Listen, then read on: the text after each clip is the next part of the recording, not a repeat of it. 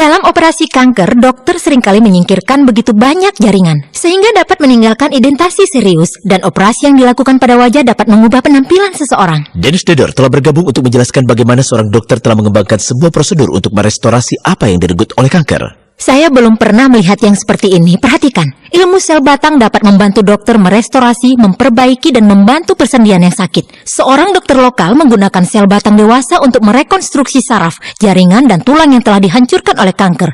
Dia memberi harapan kepada seorang pria yang telah diberitahu bahwa tidak ada yang dapat dilakukan lagi untuk memulihkan wajahnya.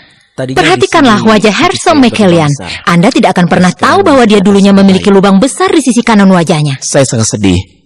Saya sangat marah karena dokter sebelumnya melakukan operasi, meski memang itulah yang harus dilakukan. Ia dulunya mengidap kanker kelenjar ludah yang mengharuskan sebagian rahangnya diangkat. Saya mengalami rasa sakit luar biasa di seputar rahang karena saraf-saraf yang terekspos.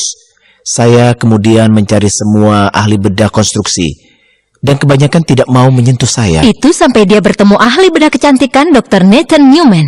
Dia adalah pionir perawatan baru yang disebut pengencangan sel batang.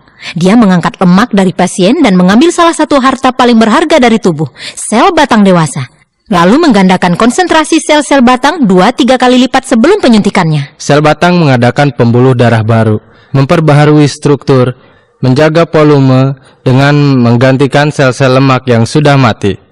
Sel batang dan lemak tidak hanya dapat digunakan untuk tujuan kecantikan. Dr. Newman mengatakan sel-sel batang sangat cerdas dan dapat digunakan untuk menggagalkan pembentukan luka akibat perawatan kanker dan memperbaharui serta merekonstruksi jaringan sekitarnya.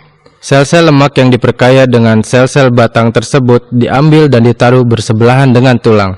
Tulang dapat betul-betul ditumbuhkan dan dibuat lebih kuat dan lebih besar. Dr. Newman mengatakan tidak ada resiko penolakan karena yang digunakan adalah lemak dalam sel batang pasien sendiri.